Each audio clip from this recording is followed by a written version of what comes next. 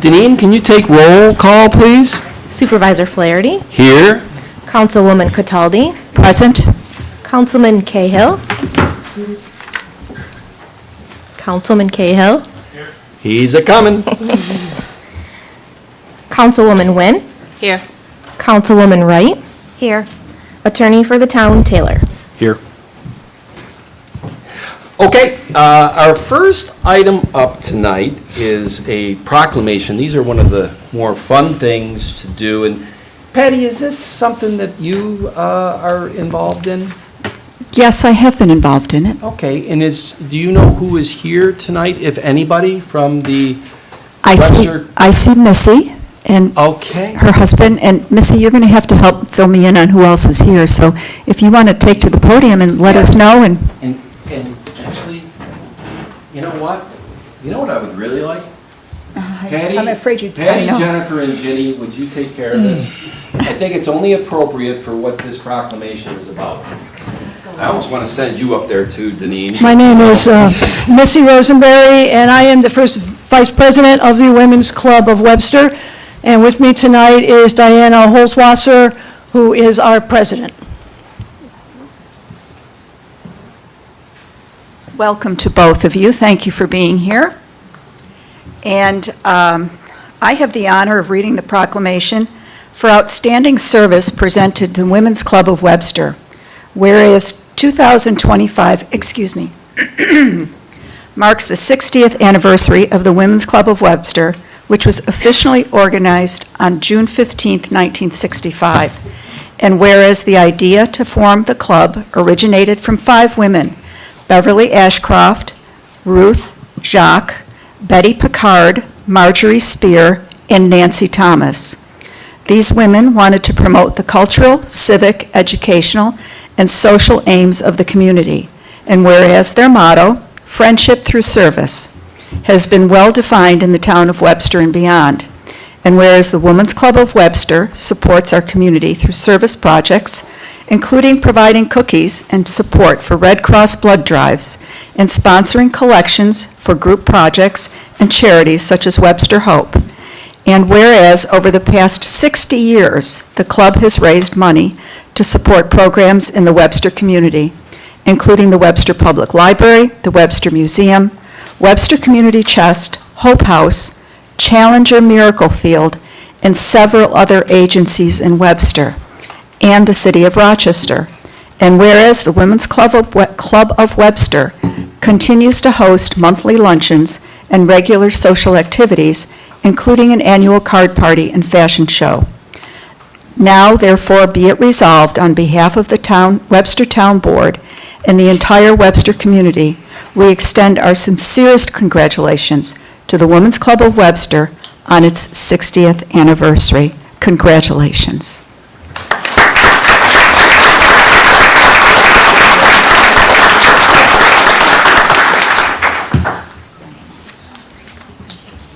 I have some very brief remarks, and they will be very brief because guaranteed you guys aren't here to hear me tonight. Okay. I am. Oh, okay, Tom. But they've learned about the club now. Yeah, well, I was thinking about this, and I was thinking back to about 2 years ago when I was first invited to be a member of the Women's Club of Webster. And I got to admit, I'm thinking that these are probably some sweet old ladies who like to sit around and drink tea and nibble on crumpets, and I really didn't know what I was getting into. But it didn't take me long to realize that it was a lot more than that. This club plays an extremely important role in our community, not only through the donations that we give to the community agencies that Patty mentioned, but also through the friendships and the connections that we make, the social connections that we make within the club as well, because if there's one thing that we've learned as we get older, that social connections is one of the most important things that we can do for ourselves to keep ourselves healthy. Now, in the last 2 years, I've made some amazing friends. I shared a lot of laughs. I found a whole lot of rewarding ways to give back, and that's what this club is all about, and it's been what this club's been about since that first meeting around a kitchen table in 1965. So on behalf of President Holzwasser and all of us at the Women's Club, thank you for the town of Webster and the board for this proclamation. It's truly an honor to be recognized by the town that we are dedicated to serve. So thank you again very much. We are very grateful. Thank you. Thank you very much.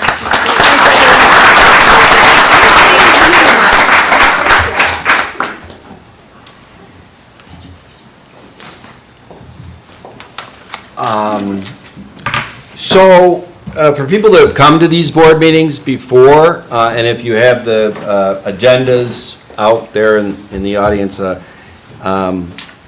town supervisor has very little executive privilege. It's more of a hybrid legislative position. We vote as a town board on things, and I'm just one of 5 folks. But we do have a few executive privileges, don't we, Kyle? And one of them is I can take some latitude with the agenda and move things around, and I'm going to use that tonight. I'm going to move to the next in line before the open to the floor. I'm going to move Resolution 8 up to being voted on right now, and I'm going to tell everybody that this resolution pertaining to a proposed Creekside cell tower site in advance of the planning board review, and this resolution has to do with the seeker, neg deck, and also the lease. It will be tabled. It will not be done tonight. I'm going to let Kyle explain that in a second, but because I'm pretty aware that most of you here, I thought you were here to hear Missy, but I'm guessing you're here about the cell tower, so I want to let everybody know that there is no vote on that tonight. We are going to table it. It will therefore not go to the planning board on August 5th. My guess is if the things that Kyle will explain to you in a second get resolved, that it will be back here on August 7th for referral to the planning board. And if that occurs, then it would hit the planning board sometime in early September. I think their September planning board is September 2nd. But before I hand it to Kyle, I just want to make sure, because some of you are very familiar faces, but I want to make sure everybody knows just this quick 60-second backstory on this. On June 5th, we had a public hearing in this boardroom regarding this cell tower. I pronounced your name wrong. Is it Zawadki or? Zawacki. Ms. Zawacki and the Remingtons came and they spoke at the public hearing about their being opposed to the cell tower. And that's how, it's great. That's how government works, right? On July 3rd, 4 weeks later, 2 weeks ago tonight, we were in here to, I think, to a resolution about either handling it at the town board level or do we decide to send it on to the planning board. A lot more people came in to speak from the podium that night. So we made a decision to refer it to the planning board that night and did that resolution. That night, Verizon's attorney, Mr. Bergdorf here, said to Kyle and I, hey, when you referred that over to the planning board, you didn't tie up some loose ends on the seeker, which is the State Environmental Quality Review Act, and you didn't authorize the lease. And you're going to have to do those housekeeping items to tie that up before you can send it to the planning board. I said, that's not a problem. We'll queue it up for July 17th. I listened to the people that came on July 3rd and how they said, and I'm paraphrasing, you at the town think you're communicating out to this. You're not. We don't know about these things. I live 4 houses off, whatever. I said, okay, I don't like to hold just to law because law isn't always ethical and moral and whatever. So we stepped back and we said, well, what do you think we should do on this? And so last Friday, which was I think the 11th, 305 letters went out to residents on streets that if the street was within 1,500 feet of the proposed site, residents of that street got this letter that spelled out the process. We also had 180 email addresses, and that day we sent out that same letter to the email addresses we had, so we felt as though those residents, at least the 180 out of the 300 we had emails, they would get double communication on it. And I'm assuming it worked because that's how many of you who are new faces and wonderful faces are here tonight. And as you probably remember, if you got the letter on you, it said we're going to do this vote tonight.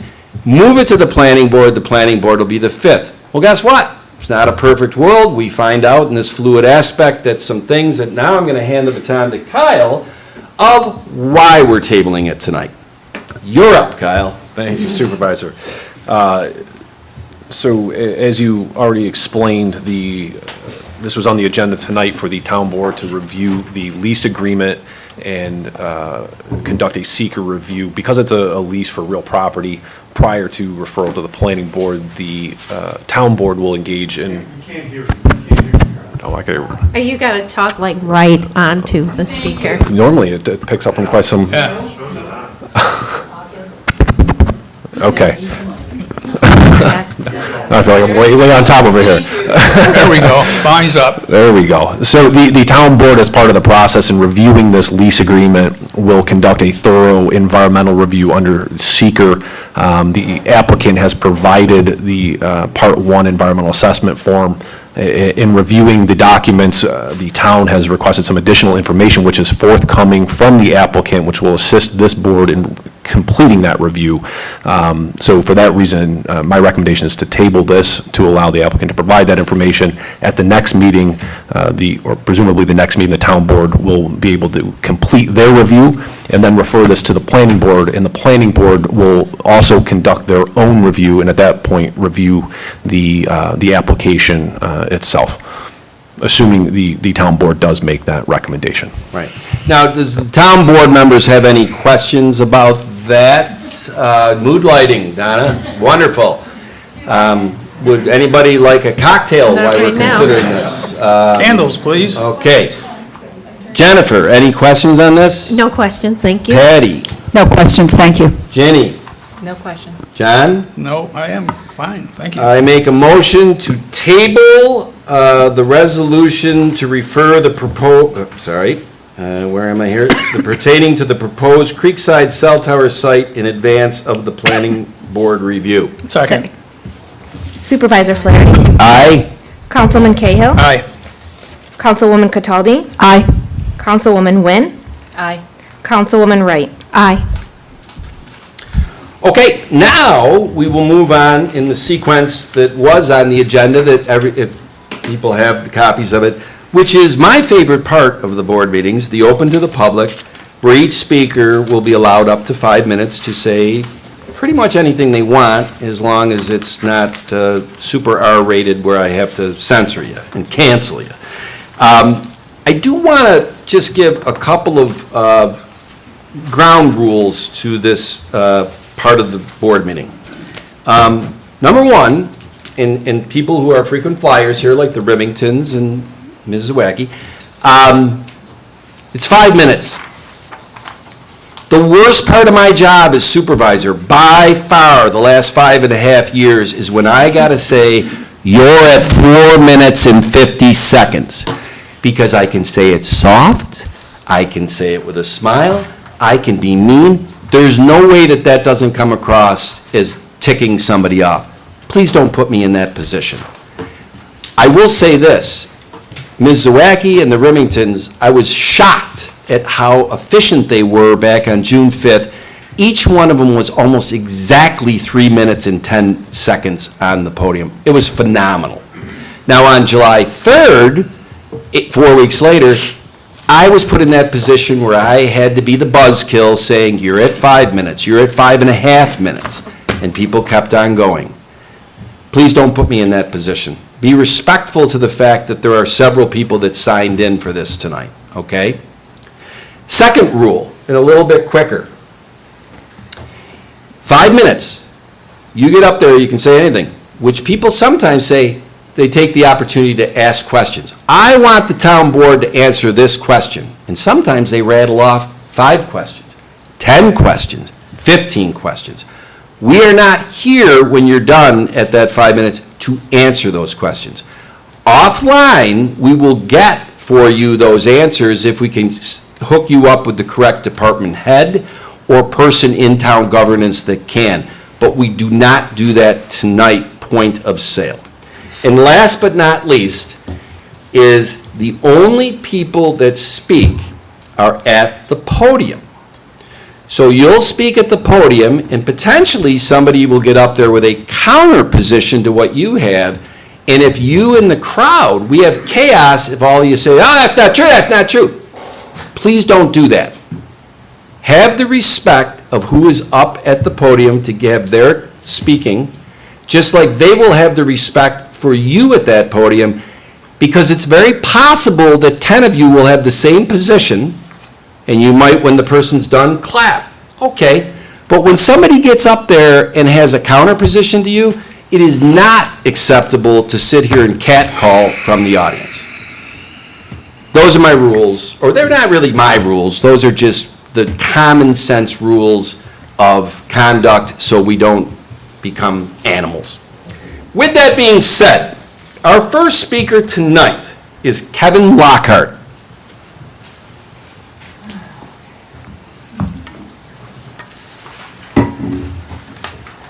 Hello, my name is Kevin Lockhart from 100-2 Kittleberger Park.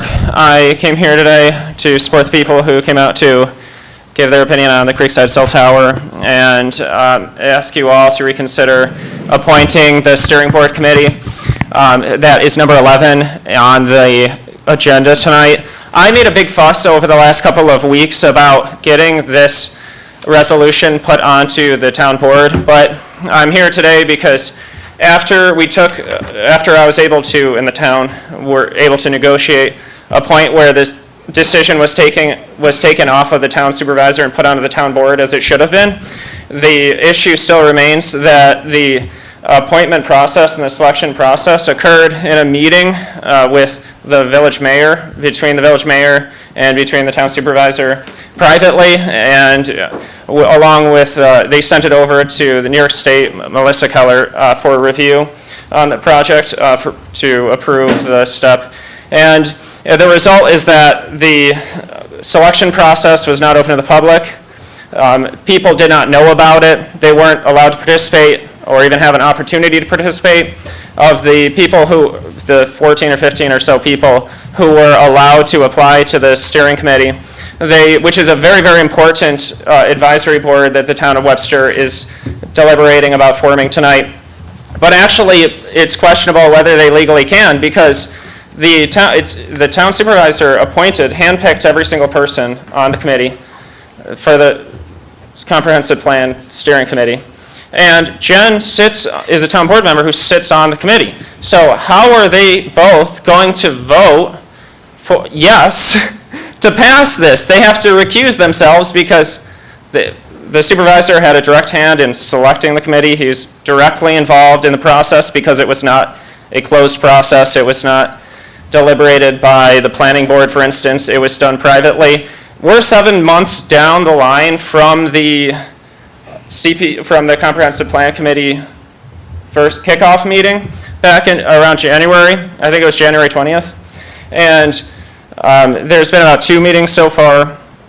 And the steering committee only just recently convened and had like a semi-formal meeting prior. So I was making a big fuss because the steering committee was not appointed until supposedly tonight, but the process is I'm very skeptical of the process because they're only doing this because I pigeonholed them into a very uncomfortable corner and outlined a series of unfortunate facts related to the town, sourced from the town's own documents, showing that they were not following Town Law 272 about forming a steering committee and how to go on about doing that. So the only way we can make up for the discrimination, the emails being just so bizarre and offensive in some cases when I was sorting the two of them, reviewing all the documents. And at one point, they named me, I think I mentioned this last time, they named me specifically and said, we're going to come up with messaging to discredit Kevin. So the town put the communications department together with the planning department, and they colluded to come up with messaging. What that messaging is, I don't know. Maybe they're using that messaging tonight. Maybe an application to the steering committee topic, or maybe an application to the Creekside Cell Tower. But at the end of the day, I get the sense that these people are trying to build consensus. I'm very skeptical of the whole process to date. nobody was allowed to apply for the most important steering committee. It's deeply offensive that the way that this board is disregarding all the people, the way that the town supervisor thinks that he has the privilege to appoint every single member of the steering committee, give 2 seats to the same organization, cut everybody out. They have 3 steering committees assembled and active at this point, if I'm not mistaken. It's just a conglomerate of all the town officials, and they include each other, but then they exclude us in the most ridiculous ways. So I'm asking tonight to recuse yourselves, and rightfully so, therefore producing what is fundamentally not a quorum. You would not have 4 voting members in this case. So I believe that tonight it would be utterly offensive to the people of Webster. Sorry, I was just at the City Hall in Rochester. I had to, I'm like, okay. So it would just be utterly offensive to everybody in Webster. They show such brazen disregard towards us in many ways, like So it's let doing me, now. is it mocking the 4 Manchester- minutes and 50 seconds? And Don't interrupt me, you buffoon! Like- Stop it! You're acting classless, Supervisor. I'm being very serious right now about the comprehensive plan and the selection process that you absolutely fumbled. And I think this town needs to make a darned good effort tonight to begin to correct the course on the revision of this document. And it just goes to show a pattern of misbehavior by this town that defers judgment, for lack of a better term. And I don't appreciate being treated this way and for you to be mistreating these taxpayers either. What's the time, Supervisor? It's not, I like time. Do you have any questions for me tonight? I do not. Do you understand what is expected of you tonight? Thank you, Kevin. To recuse yourself. Thank you, Kevin. Okay, Our next thank you. speaker tonight is Mark Avallone.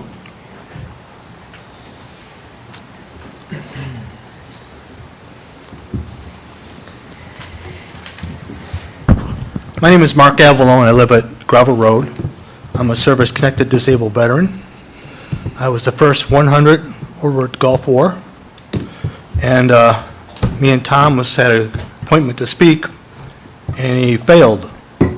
I just wanted an appointment with him to speak about an issue I have.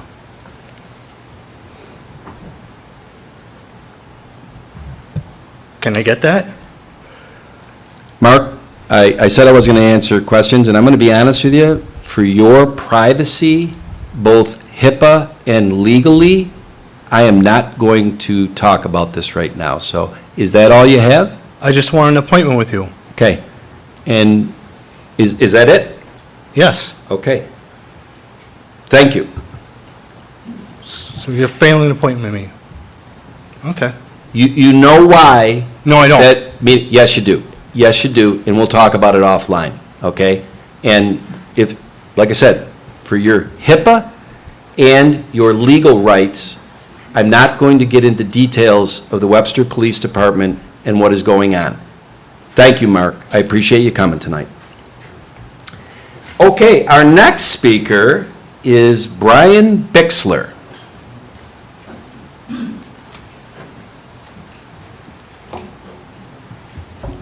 Thank you so much. Brian Bixler, 1223 Scenic Circle. I came to express my opposition to the cell tower for just a couple points. One is the expressed need, lack of coverage.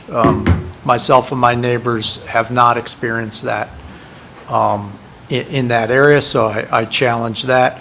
Secondly, the proposed site is not declared, but certainly functionally green space. Disrupting that would be disruptive to the wildlife there, certainly to Mill Creek. I know you're going to do an environmental survey, but, we'll see how that works out. Secondly, I do believe, should you prove need due to lack of coverage, there are other locations nearby that are industrialized. They may not be town property, but areas that would certainly be less disruptive to the community and their neighbors. And finally, I cannot imagine that the savings in my town property taxes through a reduced assessment is going to offset the actual reduction in my property value. So, thank you. Thank you. Can I just say, I'm going to clap too, because 1 minute and 3 seconds, he is the MVP right now, by far. We'll see. Rick, where's Rick? Rick, you don't get his extra 4 minutes. No, you do not. I've got some documents, but I think I might want to give them to the planning. Right now, nobody can hear that, and they're videotaping this.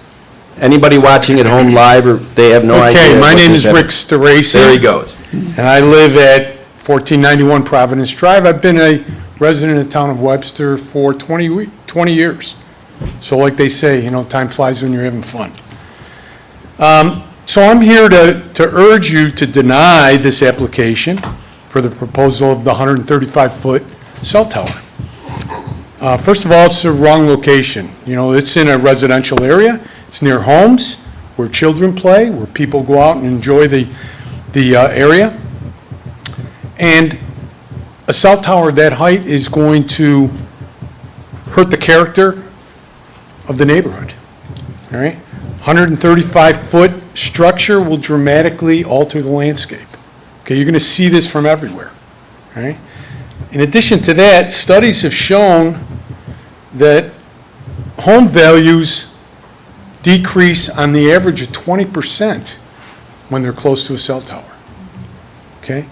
So now, more importantly, I think, than the value of everybody's house, which is important to everybody, is the potential health hazards. Now, there's been a lot of studies around the world, a lot in Europe, very few in the US, which is surprising, or maybe not surprising. But I think what happens is the people who want to put this cell tower here will cite the fact that they are well within the FCC guidelines, okay? But they don't tell everybody that the guidelines that they're talking about are 25 years old. I'm in the electronics business, and I know that the ability of, or the capability of these cell towers now are way different, way more powerful than they were 25 years ago when they wrote these guidelines. The other thing is, it's been proven, it's been studied, that young children, and we have a lot of young children in that neighborhood. I know on Providence Drive, we have a lot of new families moving in with very young children.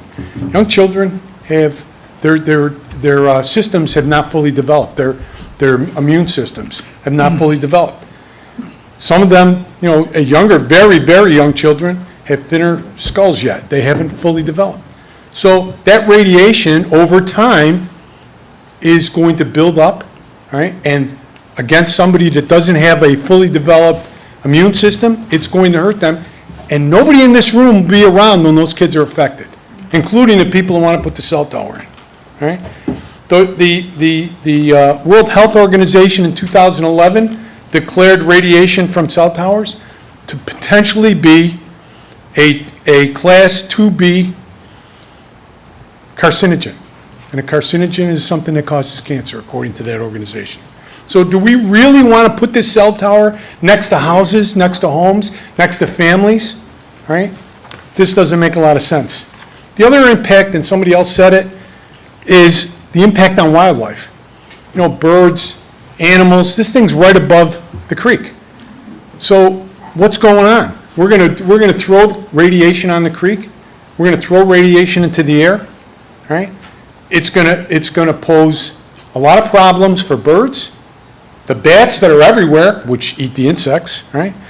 So the ecosystem that's in that area is also gonna be affected, okay? Fish are in that creek all the time. Do we want those fish to be irradiated? Yeah, that makes them bigger, but certainly not better, right? There's gotta be an alternative, and we really should be asking for an alternative. So I'm going to ask the community, I'm going to ask our board here to demand some things from the people who want to put this cell tower in, all right? Find a safer location. I don't want it around the houses. We got a lot of industrial areas. We've got a lot of areas that will not be affecting families, all right?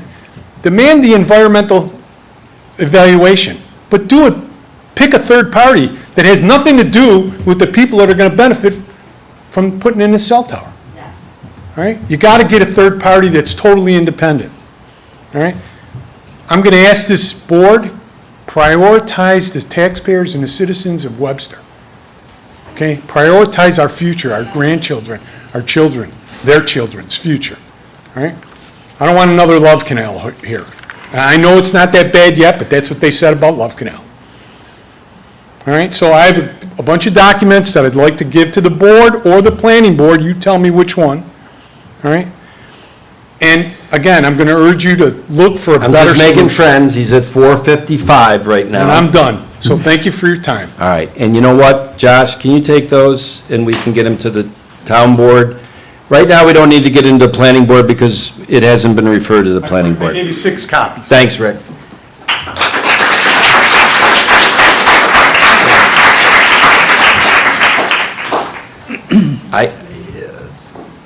Tim, you have nice handwriting, but it's really, is it Tim Clymer? How? Claybeck, okay. Okay. Well, yeah. I'm Tim Klapek, a resident of Providence Drive, been in Webster about 13 years now. So I'd just like to say that as far as this cell tower proposal, I have serious concerns about long-term health effects. I mean, it's really only the last 25 years that we've been putting up these towers, and it's been increasing exponentially. There's no good long-term studies of the health effects of cell tower radiation, particularly on children. And if you were to go to the American Cancer Society, they say at this time there's no strong evidence that exposure to RF waves from cell phone towers causes any noticeable health effects. However, this does not mean the RF waves from cell phone towers have been proven to be absolutely safe. Most expert organizations agree that more research is needed to help clarify this, especially for any possible long-term effects.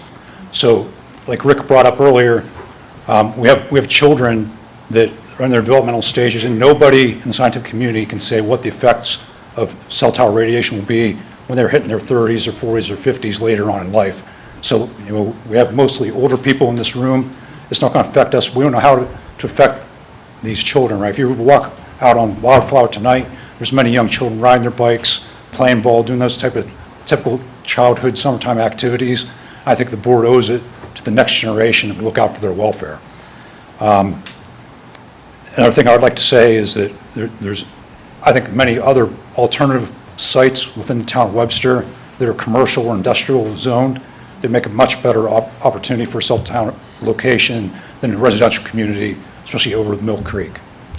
And the last thing I'd like to say is I'd just like the town board to make sure they're taking into consideration the residents of Webster. Nothing against capitalism, corporations, but Verizon is a $170 billion market cap value company. It's one of the top 100 most valuable companies in the entire world. Their interests are different than what ours are. Please take our interests into consideration as you take this matter under advisement. Thank you. Thank you, Thank you. Tim.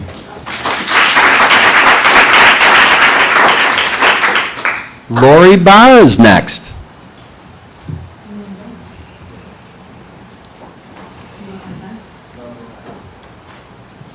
I defer. Yep, I defer to Teresa. Okay, so Lori, No, I'm giving my time to Teresa, as she was like to. so you don't want to speak tonight? No, sir. Okay. I'm just kidding. Yes, I was late because I, coaching my son's Little League team, Savannah Bananas. Yes. Thank you. It's great to see all of these faces here and all of our neighbors. It shows that there is truly a feeling about this. There is definitely an impact to the community. Like many of us, I'm here because we believe the proposed tower is being placed in the wrong location, and we're asking to stand up for the residents you represent. The last meeting, it was stated that alternative locations could be provided to the board. My question is, has that list been provided to the board? Has that been reviewed? The gentleman here spoke in the last meeting that, you know, some of the locations were denied because they were, number one, residential areas. I think this is a residential area. Another reason why other locations were denied was because there were wetlands. And I'm pretty sure on the map of what the packet says, it lists some wetlands right around there. So I just want to follow up on that to make that point. Because before approving a project that impacts our neighborhood forever, the community deserves a full transparency to know that every reasonable alternative has been explored. Again, I've said this before, we're not opposed to improved service, we're not opposed to technology, we're opposed to sacrificing these residential areas. Webster is beautiful, it says right behind you, it's where it's worth living. I'm not sure if it is when you have a cell phone tower in your backyard with all of those unknown risks. Verizon has resources to relocate the tower, but we'll only do that if we ask for that. Other towns have done this. Other towns have said no to these things. You have that right and the responsibility to do it here. This is not just about a tower.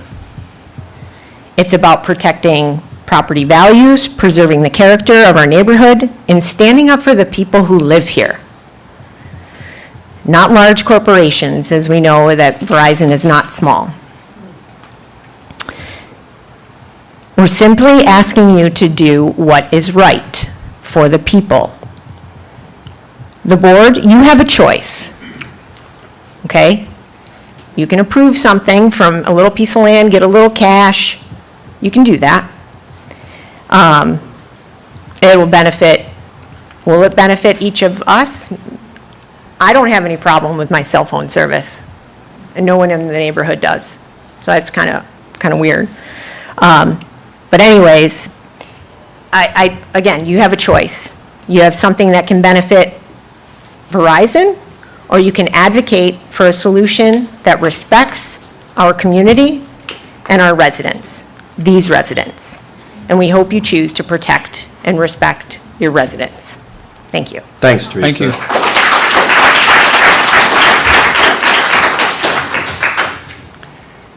Pat Deskins is up.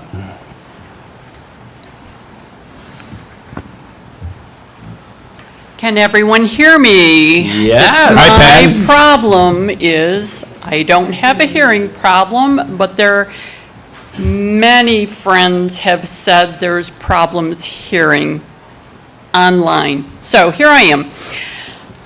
I am the direct line straight beyond my back door where the cell tower will be placed.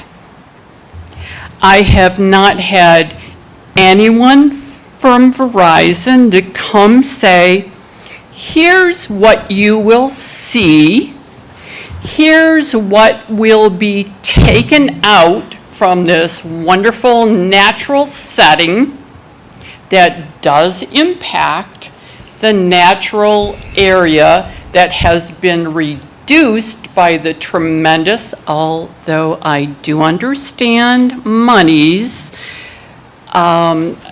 buildings in the area. I get all that. No one has come and said, here's what you will see out your back window. Along my house, there is a town road that leads to a sewer pumping station. They access it twice a day, understandable. At my continual nagging, we'll leave it at that, it was finally put a chain link fence that can only be accessed by those people. We had, you can look it up, drug deals going on back there. We had dumping of stuff that shouldn't be there, even though it says private property, do not be here. No one's come. So I agree with everything with the technology. I understand all of that, but personally, nobody's knocked on my door to tell me what is going to go on with my house. I don't know whether the trees that I look at, yes, my property ends at the creek. I don't know the trees beyond that, if they're going to be cut down, and now I'm going to look at a tower that, because of the height, has to have, by law, flashing lights on it. I have no idea. No one has come and knocked on my door. So it is very personal for me. I agree with all of the other people who have talked, but this is what has bothered me. I admit I'm late to the party. I've taken care of my 94-year-old parents and just buried my dad. So I'm late to the party, but I still want answers. Thank you. Thank you, Thanks, Pat.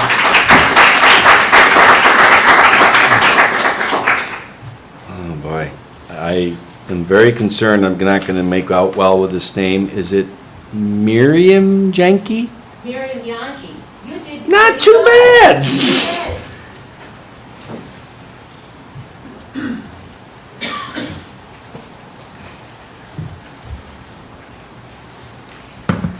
So, thank you. I'm not as prepared as I normally would be. I did just find out, thank goodness for neighbors telling me about this cell phone tower. So, I just have a few words, and I'm sure I'll make up time.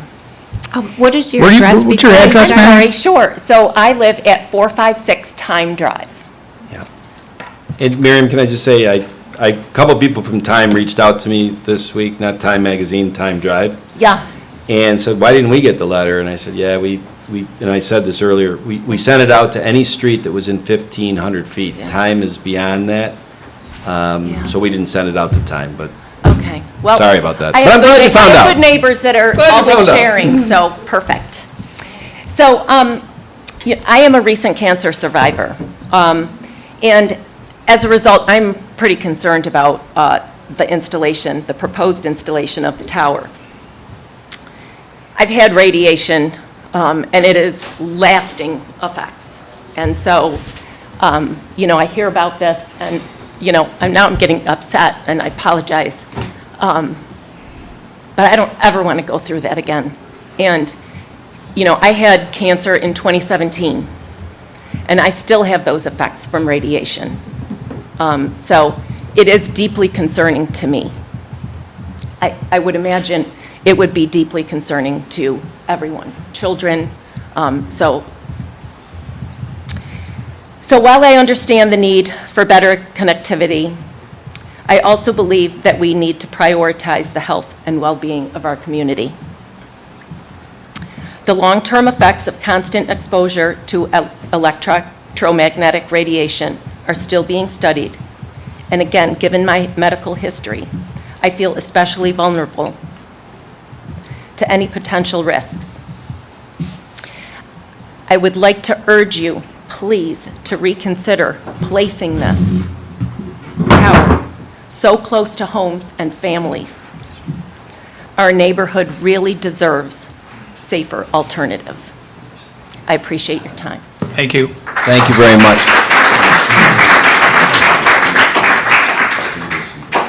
Okay. Next up is Stacy Schoen.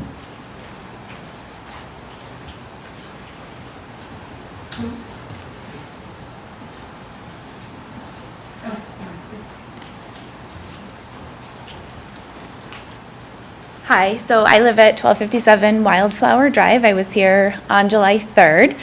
So I just wanted to say thank you for listening to us, and I did get the mailer, which I definitely appreciate, you like reflecting on that and sending that out. So I just want to kind of say I'm here to definitely oppose the cell phone tower. This is to no benefit to the neighborhoods that are around this. This benefits Verizon. I guess on some level, it's going to benefit the town financially.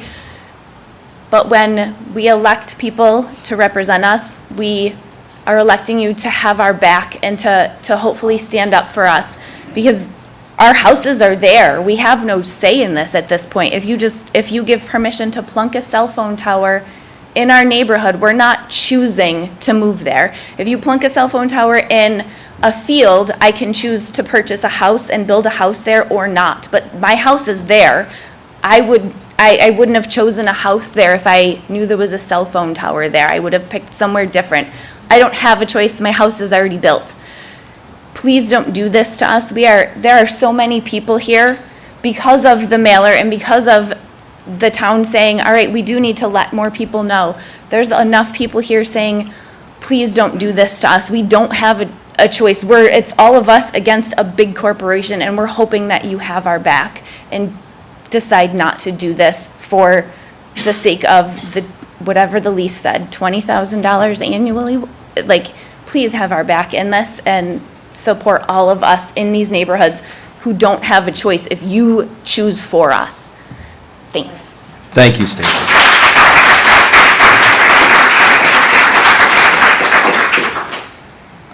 Next up is Christine or Dave Remington.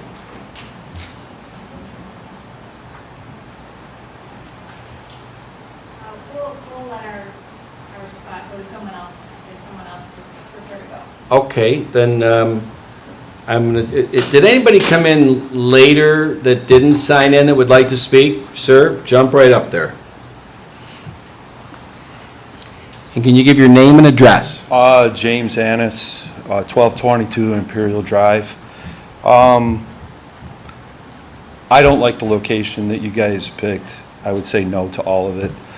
I do know somebody that does this for a living, and I asked him to look into this, and I proposed, I don't know how anybody feels about this, but I proposed the Webster Presbyterian Church very close to this location on 250 and putting it within a bell tower. So it's not seen, it helps the church out. I know that that church has been struggling with ideas of how they're going to replace that roof someday. It would solve problems for them. And I did talk to them, and they did think it was a good idea. They were interested in having Verizon contact them.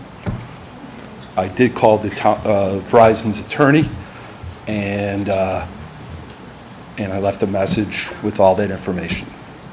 I did not hear back. So I oppose it. No. Thank you. All right, thanks, James. Is there anybody else who came in late, didn't sign in, wants to speak? Going once, going twice. I have one last person here, Mike Crosby signed in.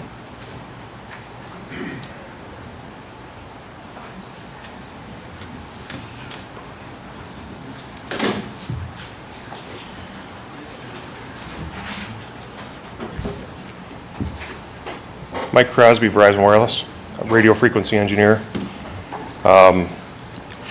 It's tough, listening to everybody's concerns for sure. And I just want to provide a little perspective of how I've gone through this for 30 years of hearing from communities across New York State and Pennsylvania in these situations. And for some perspective, just so that, just to provide a little humanity to the appreciation for what everybody's had to say. When I was in college and I decided to be an engineer, I took a class called Technology and Ethics. And the main takeaway from that class was as a young engineer and coming into whatever the business, whatever the sector, whatever the technology was that you were going to be working in, this class taught us to take into consideration your impact on the community. And it used examples like Albert Einstein and the atomic bomb, and many other types of examples of how, great engineers or scientists or physicists throughout history have created things that have been of a negative effect. And so that's always the anchor for everything that I do and how we build out the network and build it out in a way that's right for the community. And while I can appreciate, where everybody's coming from, I think there's some important things to take into account that specifically on the health effects, these sites are safe. these sites are located throughout our communities, throughout the states. They're located on the roof of hospitals. They're located inside hospitals. They're located inside and on cancer treatment centers, schools, apartment complexes. And when we're building out the network like we are here in Webster, and we have large gaps in service like we do have here, we try to work with the municipality to try to find the best way to site this location that has the least impact on the community. We've tried to do that here, and we've found a town property, a town parcel that allows us to try to minimize that impact. That's what we're trying to do. It's not perfect, it never is. But I do want to, touch on a couple other things that were mentioned about the health effects, because, a lot of times we don't get into the health effects because this is something that's actually preempted by the FCC, and I would imagine that you could understand for good reason, because these topics have a tendency to spiral. But the WHO was mentioned, and I'll just read what their statement is on this. Recent surveys has indicated that RF exposures from base stations and wireless technologies in publicly accessible areas, including schools and hospitals, are normally thousands of times below international standards. From evidence accumulated so far, no adverse short or long-term health effects have been shown to occur from the RF signals produced by base stations. I have a list of all of the major organizations that make up the panels that advise these government agencies, the FCC, the FDA, National Cancer Institute, American Cancer Society. They basically all say the same thing. The levels that are used to determine what's safe and what's not safe from an RF emission standpoint has been measured for far more than 50 years. And while the Telecommunications Act of 1996 is somewhat old by our standards when we look back on that, every one of these agencies all says something that I think is very prudent, which is it needs further examination. We need to continue looking at that. And that's something that's been going on for as long as I've been in the business. And I have been doing this for 30 years prior to the Telecom Act of 1996. One last point that I like to make in these situations, and I genuinely share that, you could look this up on the internet, you can search this. I share this, again, for perspective, because I think that's important for all of us to, at least question ourselves. Are we looking at this in an accurate and a fair and reasonable way?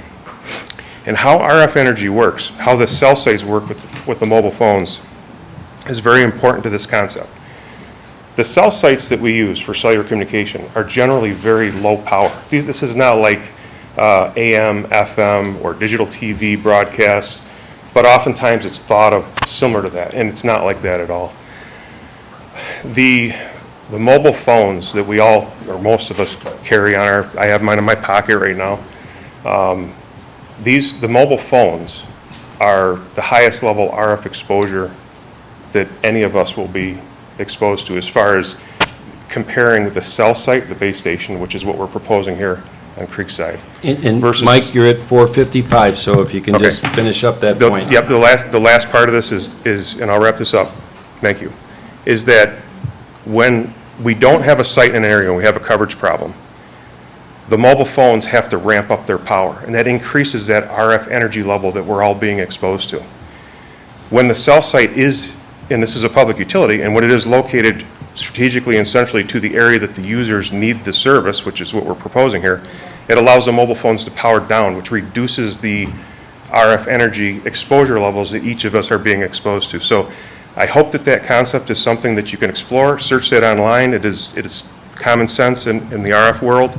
And this generally would improve the RF conditions for each and every one of us that this cell site would be serving. Thank you. Hey, Mike, just one question before you step down, if I could, please. You referenced the RF energy standards. Who establishes those standards?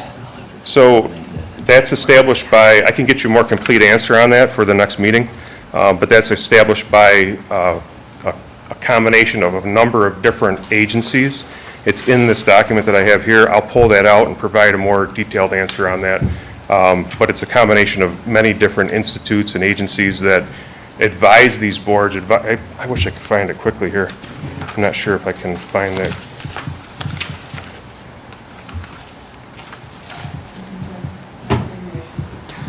Yeah, I'll have to see if I can, I don't have that part memorized, so I'll have to find that for you. But there is an agency that advises the different various governments, and I have different government statements on this as well, so maybe that would be helpful if health effects are something that the Well, board come on is back in 3 interested weeks, Mike, on August We can- 7th. we can if certainly do that, get too. all Yeah, if I you could mean, get that get over, all that, email it that's over great. prior to the meeting, that'd be great. Sure, we All can do right. that. So Thank the you. next agenda item tonight, you would like to speak also? Okay. We're not done. I got it. Sorry. No, are we? Good evening, Robert Bergdorf, the law firm Nixon Peabody, here tonight on behalf of Verizon Wireless. I want to make one more point on behalf of Verizon Wireless about these alleged health effects. We have supplied plenty of data, plenty of facts, and if people choose not to believe them, that's up to them. But the information that was supplied, and as Mike said, this is a radio signal, it's been around for 100 years. If they choose not to believe it, we can't change that. Those are the facts. But that information was supplied as a courtesy because this topic, and I want to make this legal point, this topic is preempted by federal law. A municipality cannot consider alleged or perceived health effects when making decisions with the siting of a cell tower, period.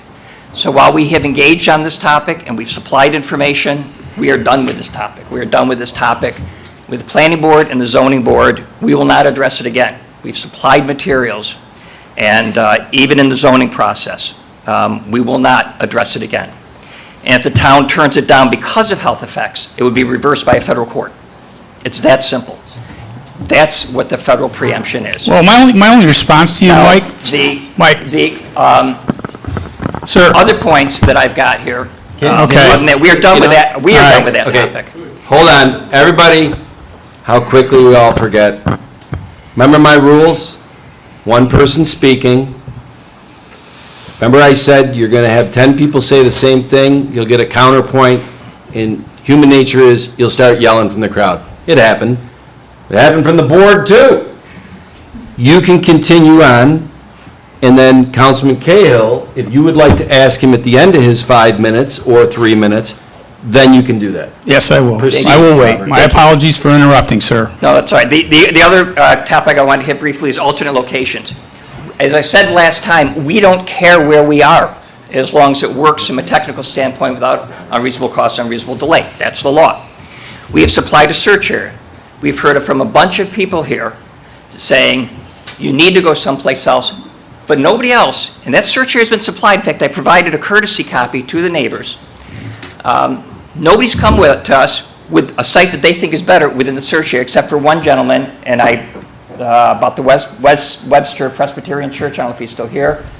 And He's going out of town right now. okay, I did immediately refer that to RF to take a look at. It is just outside the search area, but we would look at it, because again, we don't care where we are as long as it works from a technical standpoint. But for all these folks who keep saying there's a better site, tell us.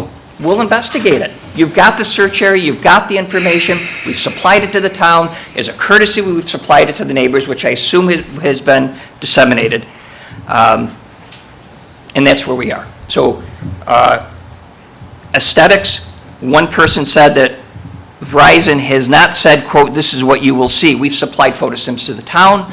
We've supplied photosims as a courtesy to the neighbors. Nobody's come back to us and said, here's another view we'd like you to look at.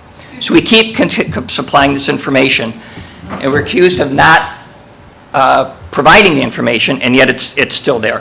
One other one, small one I want to hit, flashing lights. No one told, there's no flashing lights. And we have said that. In fact, I said it at the last meeting. Anything under 200 feet, unless it's in an FAA approach slope, which this is not, does not require aviation lighting. So a lot of the information is there, and it keeps coming up. We keep supplying it, and it is frustrating because we keep putting it out there. And I know there's some new folks, but nobody appears to be reading any of the information that we've been supplying. So the only other thing I want to say is that what we cannot do is go away. Under our FCC license, we have to provide service.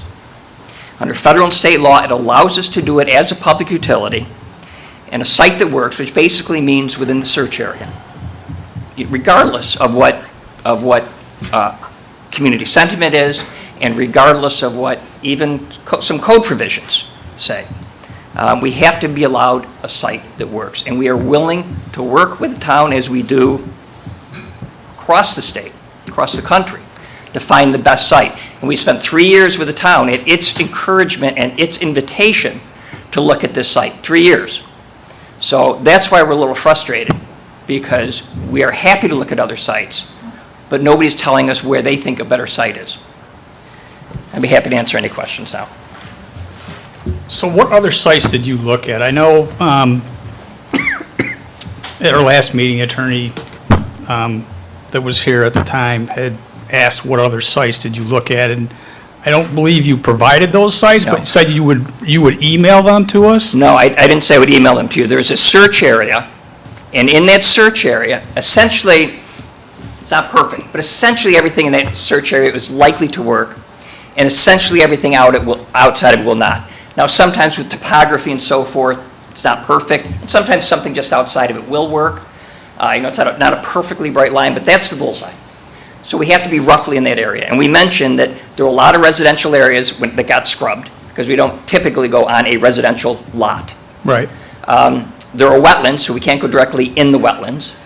And we looked at a whole bunch of other areas. But your code says to first look at municipal property. So that's why we ended up looking at this site, and we were encouraged by the town to look at this site. We have looked at a bunch of others. We have 3 other private ones we're looking at right now, because this has taken so long, we're looking at other sites. Okay. We will not, those will come out in the zoning process after we have a lease signed with those people. So the other thing is, there's every meeting that we have regarding surrounding this topic, there are more and more and more people, and they're residents that live in these areas expressing concerns, that are doing their research.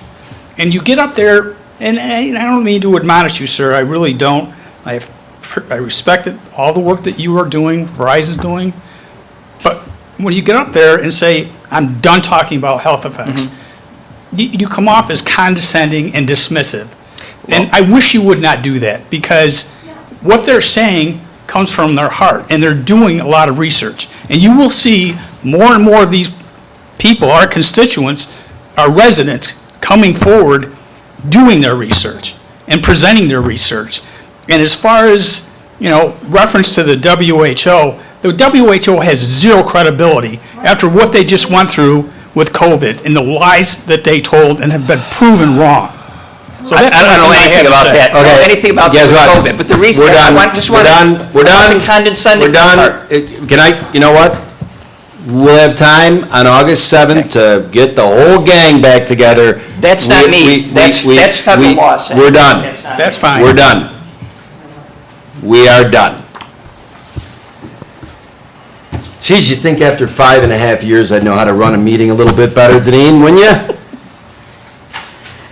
Well, next up on our agenda tonight, which is why everybody is here, they want to hear about us approving the minutes from 2 weeks ago. Deneen, I give you a lot of credit. Usually you get those minutes to us within about 5 days. Well, you had to write a war and peace because they were pretty robust minutes from 2 weeks ago. But you did get them to us. I reviewed all 17 pages of the 2. Workshop was like 5, regular meeting was 12. Anyway, I make a motion that we approve the July 3rd Town Board Workshop minutes. Second. Supervisor Flaherty? Aye? Councilwoman Wynn? Aye. Councilwoman Cataldi? Aye. Councilman Cahill? Aye. Councilwoman Wright? Aye. And I make a motion that we approve the July 3rd regular Town Board meeting minutes. Second. Supervisor Flaherty? Aye? Councilwoman Cataldi? Aye. Councilman Cahill? Aye. Councilwoman Wynn? Aye. Councilwoman Wright? Aye. Who did the bills this week? Me. All right, Jenny. I've looked over the bills, and they seem to appear correct, so I would like to make a motion to pay the bills, please. Second. Councilwoman Wynn? Aye. Councilwoman Wright? Aye. Supervisor Flaherty? Aye? Councilwoman Cataldi? Aye. Councilman Cahill? Aye. And I've reviewed the prepaid warrants as submitted by Paul Adams, Director of Finance, and make a motion we approve those. Second. Supervisor Flaherty? Aye? Councilwoman Cataldi? Aye. Councilman Cahill? Aye. Councilwoman Wynn? Aye. Councilwoman Wright? Aye. And I've reviewed the purchase orders as submitted by Paul Adams, the Director of Finance, and make a motion that we approve those. Second. Supervisor Flaherty. Aye. Councilwoman Wynn. Aye. Councilwoman Cataldi. Aye. Councilman Cahill. Aye. Councilwoman Wright. Aye. I want to thank Paul Adams for getting the budget amendment out to the town board in a timely fashion. Does anybody have any questions on that amendment? I do not. No, it's an important amendment that's going to help finish a long-term project, and we're excited for it to be done soon. Yeah, it's in regard to the Finn Park Retention Pond Project, which dates back to 2016. We've received quite a bit of grant money to get it done, but it's going to take a little extra from the general fund to balance out the project. So the amendment moves $100,000 from general fund to the project. Okay, I make a motion to approve the budget amendment as presented by Paul Adams, the Director of Finance. Second. Supervisor Flaherty. Aye. Councilman Cahill. Aye. Councilwoman Cataldi. Aye. Councilwoman Wynn. Aye. Councilwoman Wright. Aye. All right, the Honorable, and it's so great to see you, Charlie Genesi. All right, can we clap for him, by the way? All right, Charlie's in the house, all right? Good to see you all again. Good to see you, Charlie, and I want to thank you. You supplied the board with some memos and some briefings. Did you use AI? Come on, Charlie, I know you're a technology geek. Oh, no. But Charlie did give us a little background. Donna's not here. No, I so- told her she might as Yeah. well leave, because I figured if you have any questions, I could hopefully answer them. Yeah, and I always, is this tertiary? Is that what it's called? Tertiary? Yeah, isn't that when you do the settlement of assessment? and- Oh, certiorari. Certiorari. I knew I was saying You were that. close. What is tertiary? That's three level. I don't know. I'm an accountant, I'm not an English major, but it's tertiary. Okay. Both attorneys in the room are getting. So does a chuckle anybody have on any that. questions for Counselor Genesi, the longtime town attorney, who I'm so happy is still working for the town on the assessment-related issues? I don't have any questions, but thank you for all the work you did on this. Well, I appreciate just it. want to let you know, this is only a part of what we're doing. The only reason I'm here tonight is because I have to, well, I don't want to give Paul a heart attack. You know, we asked for $43,000 in taxes and, or to be refunded. But if you looked at it, this is a large part of what is the town center. Correct. And they're going to drop 1 year of the proceeding. It's a global settlement. There's a Right. lot more to it. Right. But we think this is a very fair decision, and we believe, and the school district is very much on board for this as well. They haven't formally approved the settlement, but they are going to. So, I don't know. Thank you, Charlie. Thank you very much. Yes. That's it. All right, thank you, folks. I just want to, as far as the detail of this resolution, I know it's Core-Holt Road. I want to see if we have, like, the tax account numbers on the resolution, just to make sure it's read into the record. And of course, I'm scrambling now. I do see parcel numbers on this resolution. Yeah, yes. Yep. All right, I am going to make sure that I add into this. Mr. Supervisor? Tom? Yeah. Can I just add one thing and make it might be easier, if you want to break down the payments for each of the properties, it might be, I was going to read that in, okay. because it's in the resolution. No, the actual breakdown is not. Deneen was very helpful in getting this to us. Oh, you're right, that's just the assessed value drop. Right, for 913, 917, the amount is $15,521.84. For 1032, 1046 Ridge Road, the amount is $7,153.14. And for 1058, 1070 Ridge Road, The amount is $20,913.67, so the total is the $43,588.65. Okay. All right, thank you. Watch this. You ready? I make a motion to settle, to consider a settlement proposal including payments of refunds to resolve 2 years of litigation for the 3 parcels of land owned by Core Holt Road Company LLC, located at 913, 917 Holt Road, 1058 to 1070 Ridge Road, and 1032, 1046 Ridge Road. The details of that are that 913, 917 Holt Road is tax parcel 079.12-1-1-19.112, and the money associated with that settlement is $15,521.84. 1032 to 1046 Ridge Road is parcel number 079.16-1-1.11, and that settlement amount is $7,153.14. And 1058 to 1070 Ridge Road is parcel number 079.16-1-2.11, and that settlement amount is $20,913.67, for a 3-parcel total of $43,588.65. That's my motion. Second. Supervisor Flaherty. Aye. Councilwoman Wright. Aye. Councilwoman Cataldi. Aye. Councilman Cahill. Aye. Councilwoman Wynn. Aye. Now, I usually do this beforehand, but I'll give a little post-mortem on this. This is the plaza across from Wegmans, right? Correct. Okay. It's about 2/3 of the entire. You got it. And I love going to Kohl's, and I love going to Dick's, and I love those places, right? And the reality is that the owners of that company said, wait a minute, you got us assessed on those 3 parcels for almost $30 million, and we want to contest our assessment. This is like an editorial, but it's great that you're doing the reval, because part of the problem is that the equalization rate has driven residential rates, and it's adversely affected commercial rates. No doubt. Unfairly, so And that's. I won't get into the devil in the details. Right, That's yeah, for yeah, the. exactly. Come to the July 22nd at the library, 6 to 8. You'll hear all the things about the revaluation.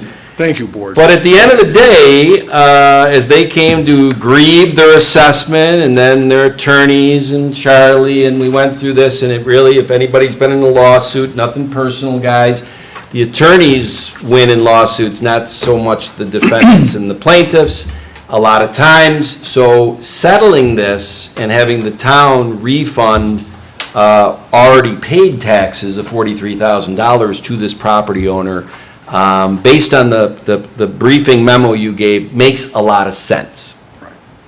Because this is more of an art than a science. We could fight this to the end. Charlie will pay you $100,000 in legal fees. Let's fight it to the end. Right. And then we win. And expert fees, too. You'd be hiring, because the appraiser's going to have to testify. You got it. I mean, I know this, we've gone through this Yep. before.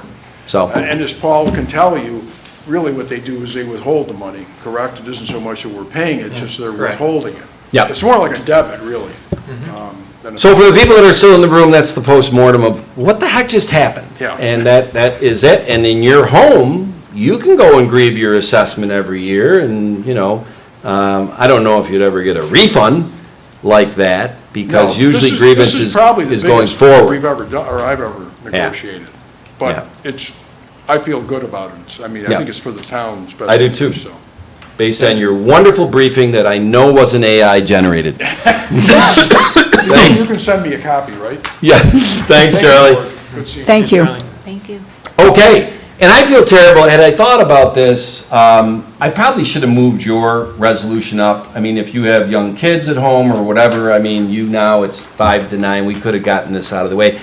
Do you remember about almost 3 hours ago, these two people in the back from Montante and Xerox did a workshop presentation to showing that 20-acre field, and we asked questions and whatever, and it greased the skids to basically a resolution about referring that proposed solar farm to the planning board for site plan review.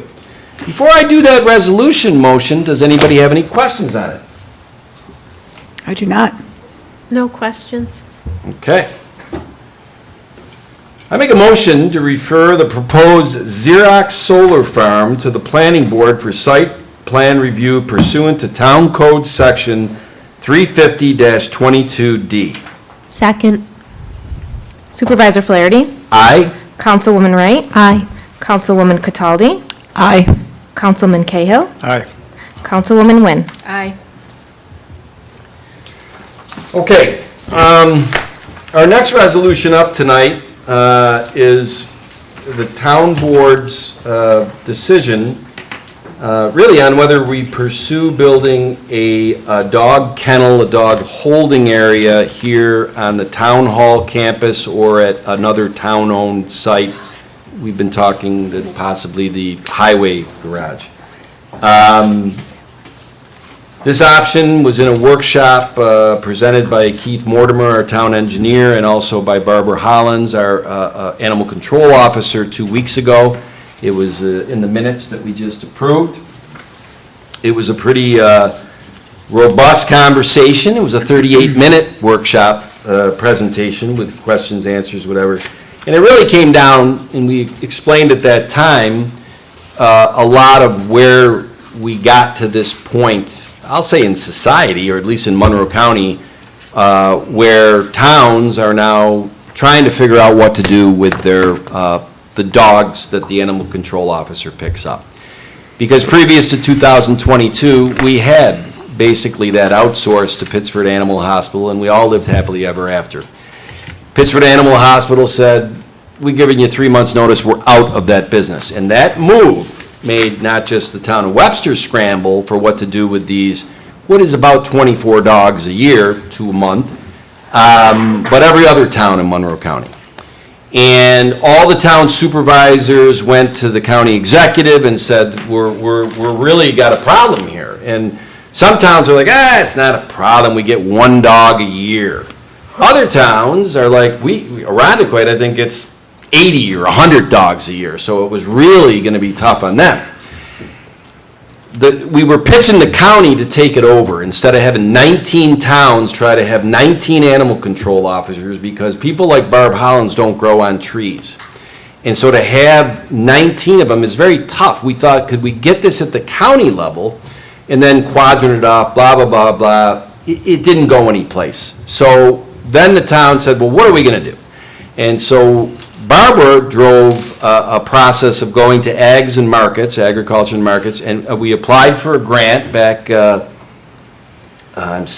February of 2024. And in April of 24, about 15, 16 months ago, we got awarded a $400,000 grant. That's the good news.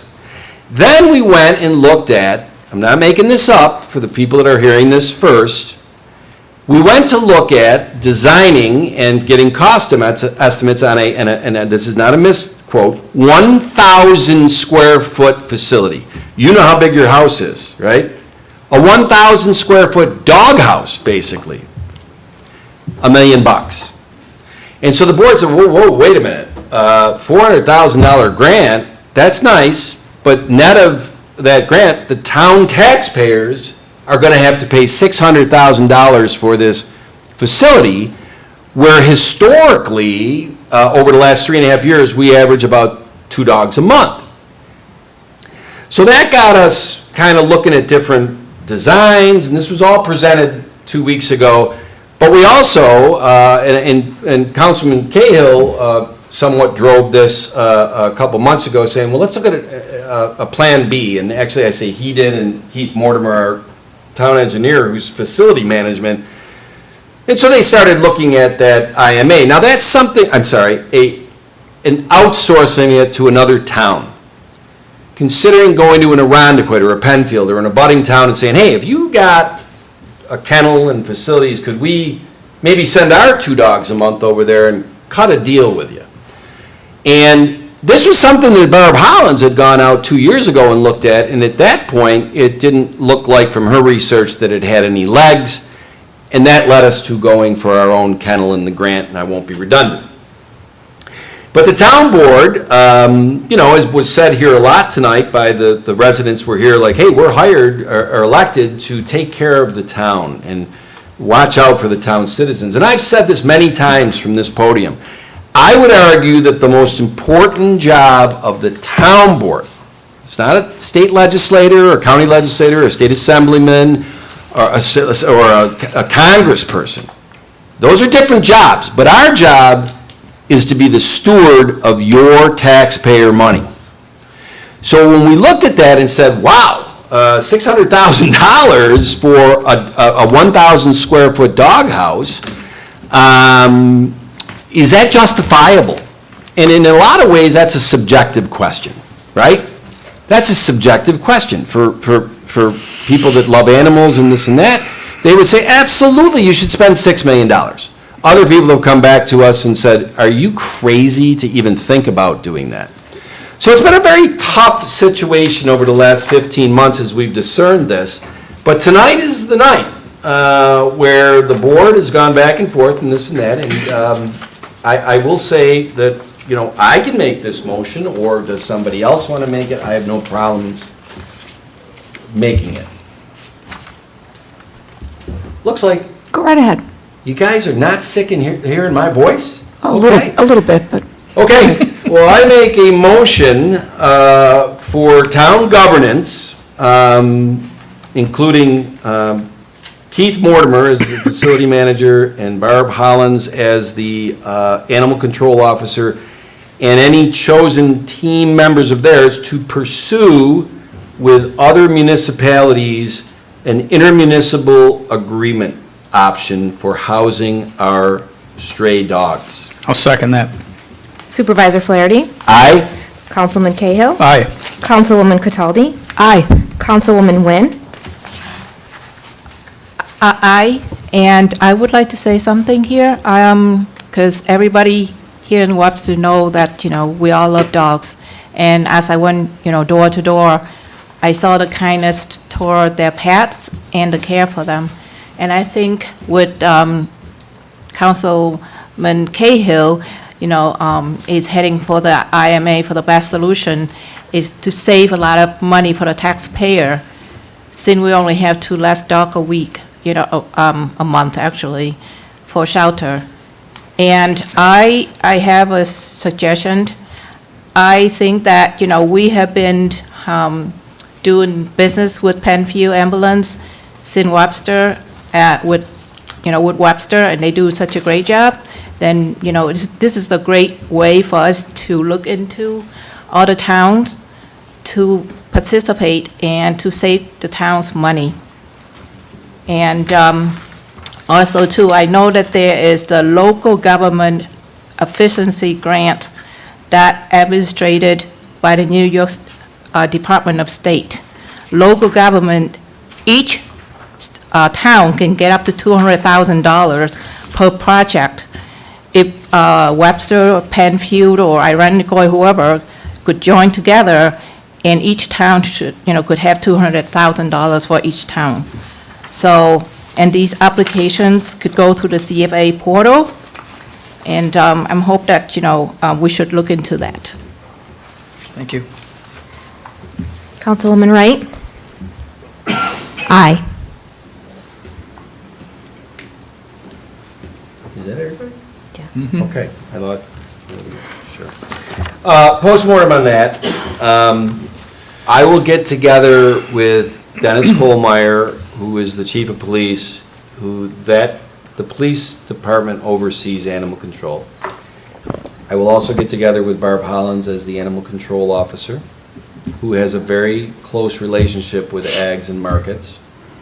I'll get together with Kyle, who is the town legal counsel, and we need to, within the next week, in my opinion, communicate to Ags and Market that we will not be moving forward with a redesigned submission into them, nor will we be pursuing signing the contract. I think they sent us the contract template back in February or March of this year, and they now, it took them a year, doesn't matter, they now are like, hey, what's your holdup? Why has it been 4 or 5 months since we sent it to you? It's just the right way to treat people, even if they're in a government agency. We need to let them know, as far as I'm concerned, by the end of next week.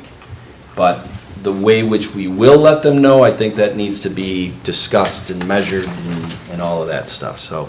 I think it's unfortunate that we have to give back or decline a large grant like that, and I appreciate, Barb, your work in going out and securing that grant. It's just really tough. It's like $600,000 is an awful lot of money. It's probably going to be even more than that at the end of the day. And hopefully more towns actually, who can afford it, will build kennels, and it'll allow for the 19 towns in Monroe County to work with each other, meaning we can have an IMA with multiple townships to make it easier to manage that, so. And government in Albany looks very favorably upon municipalities working together. That's why they have the grants out there. Right. Anyway. Thank you, Tom. Thank you, everybody. Very tough one. Next one, does anybody have any questions of this resolution? I know Pat is here late into the night as our highway superintendent, but I think, and correct me if I'm wrong, part of this ties into the fact that we are applying for a CFA grant by July 31st, which is only 14 days off. And I don't have any questions. Jenny, and I gotta say this just because if people read the minutes and say, if CFA for that grant for $200,000 per project for the dog stuff that you referenced, if that's CFA, that's 2 weeks off, we don't have time to coordinate applying for that CFA grant. I mean, that's why we were here 2 weeks ago, deciding which grants we were going for. That's not gonna happen. I just wanna make sure everybody understands that. Maybe that's a CFA thing once, for next year, once we start talking with Arundequoit, Penfield, Walworth, whoever. So, little sidebar. Does this have, is this a multiple thing, Pat, that one, we're moving forward in the process with the salt barn, but also two, as we apply for the grant, we probably need to have this as a checkbox? Yeah, those are both facts, so we would be doing this anyway. We didn't complete the full design of the salt barn back when we did the original seeker, so we want to make sure that that determination is fully accurate when we get ready to bid and go to construction, so there's some minor adjustments, amendments to the language needed. Therefore, we have to go through the process again to be very thorough about how we're handling it, make sure that the final plans that include the salt barn that we're working toward completing are reflected in the seeker determination by this board. So first step is to declare the intent to be lead agency and then move through the process to get that finalized in line with moving toward bid. And then, yes, the end of this month, we're applying for the grant opportunity, which is exciting. Your department? I'll make a motion for the Webster Town Board to declare their intent to be lead agency for the revisions to the existing highway facility seeker documents to incorporate the salt barn replacement and truck wash bay. Second. Councilwoman Wright? Aye. Councilwoman Cataldi? Aye. Supervisor Flaherty? Aye. Councilman Cahill? Aye. Councilwoman Wynn? Aye. The next one is, I'm gonna air some dirty laundry about me. I got 2 contracts in the mail from the Webster School District on, I think, Tuesday, with instructions. Brian Neenan, the Webster School Superintendent, had already signed both and had them notarized. And then I was to sign both, have them notarized, send one original back to the school district, and keep one for Deneen in the clerk's office. I'm an anal guy, came from an accounting background. I said, okay, I can do that. I went over, I got it signed, this and that, and all of a sudden, we noticed that it had the resolution number that the town board authorized me to sign the school resource officer contract for the year. Well, I signed that and got it notarized on Tuesday the 15th. So, do you know your Latin, what nunc pro tunc means there, Kyle? Won't you educate us, Supervisor? Oh, come on. Charlie's the one that taught it to me. If you would be as kind, town board, to, a nunc pro tunc is to make, what is the definition in Latin? I gotta go look it up, but, from a procedural standpoint, this is how we just correct sequential issues. I'm gonna look it up. You know what, your boy. You know, did you not have to learn Latin in law school? I actually took Latin in high school. Now So for that then. wasn't- Now for then, it is commonly used in legal contexts to indicate that a court ruling or order applies retroactively to correct an earlier thing done. The earlier thing done was I signed that prematurely before the board approved me to sign it. There you have it. If we're finished with the Latin Yeah. lesson, I just want to say that this is something we've been doing for quite a while in partnership with the Webster Police, with the Webster School District and law enforcement, and we provide 2 school resource officers, ideally 2, to the district for student services and keeping them safe and just creating good relationships with law enforcement. And I think it's something that's been a really positive program. The school district actually pays the salaries of these 2 officers during the school year. And then when school is not in session, they're back with us, we're paying their salaries, but now they're available to us for traffic enforcement. So I think this has been a win-win, and I move that we authorize the supervisor to sign the 2025-2026 school year school resource officer contract. Second, and thank you, Patty. Councilwoman Cataldi? Aye. Councilman Cahill? Aye. Supervisor Flaherty? Aye.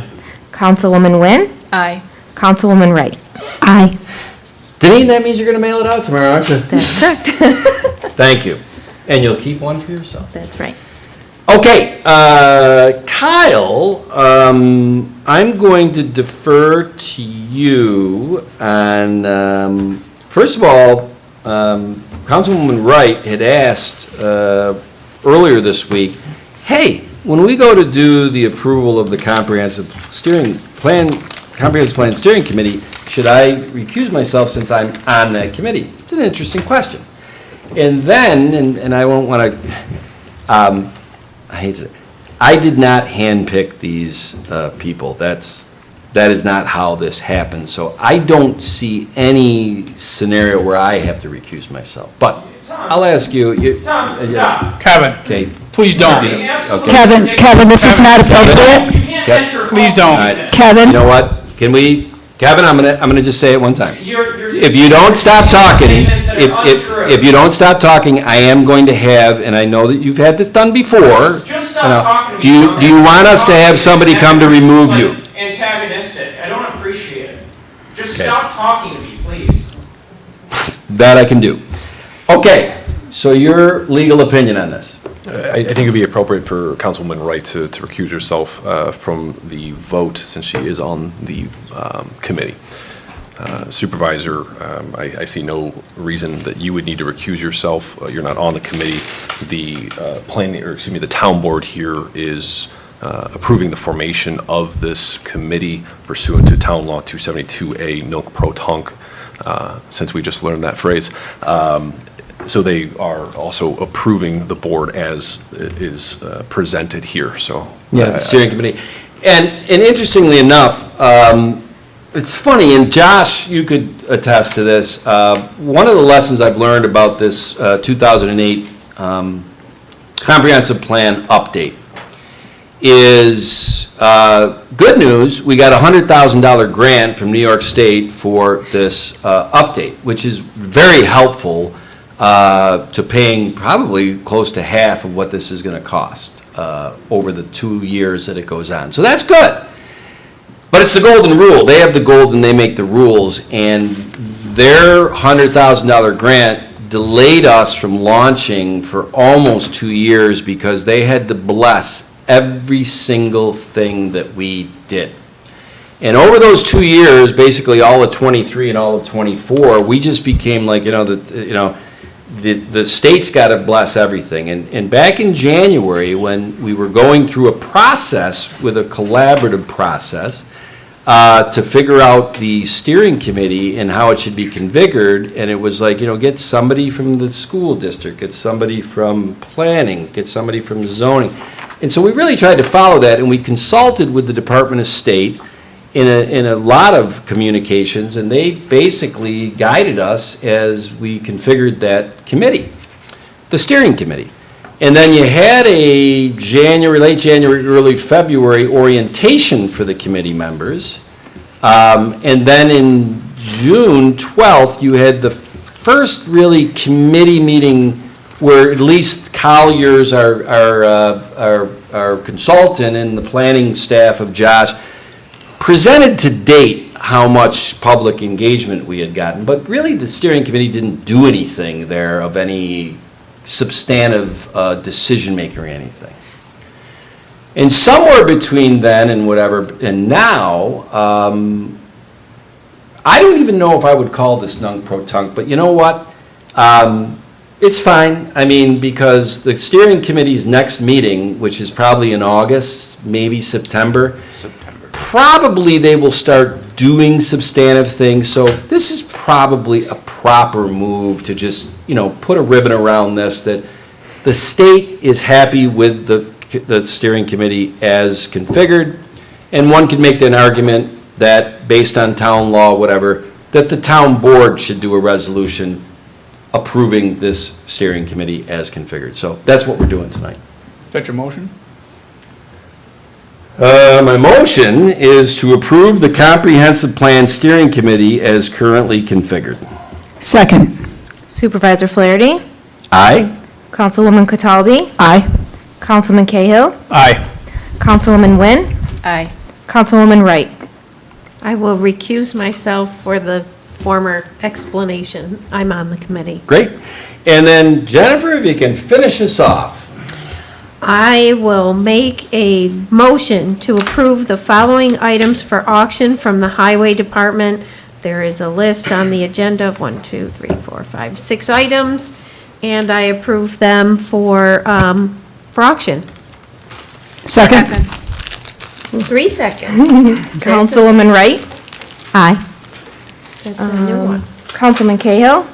Aye. Supervisor Flaherty? Aye? Councilwoman Cataldi? Aye. Councilwoman Wynn? Aye. Okay, I think it's been a pretty long night, so I'm going to forego the round table tonight, but I am going to make a motion for us to go into executive session under Section, New York State Public Officers Law, Section 105, Section 1, dash E. What's the reason? That's not the one. Where is the personnel? Where am I missing personnel?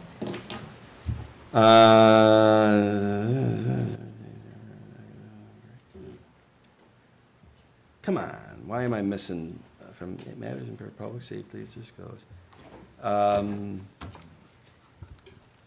Actually, it's Section 105, 1A, matters which will imperil the public safety if disclosed.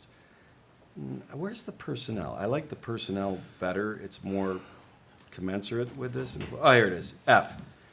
Medical, financial, credit, or employment history of a particular person or corporation or matters leading to the appointment, employment, promotion, demotion, discipline, suspension, dismissal, or removal of a particular person or corporation. I would say it's under 1A and F. That's my motion to go into executive session. Who's attending? And I'm inviting, Kyle, sorry. I'm inviting you, and I'm inviting Paul Adams as the Director of Finance to be with the town board. Second. Supervisor Flaherty? Aye? Councilwoman Cataldi? Aye. Councilman Cahill? Aye. Councilwoman Wynn? Aye. Councilwoman Wright? Aye. Okay, that's funny. I don't even know what to say. Well, that concludes the formal part of our board meeting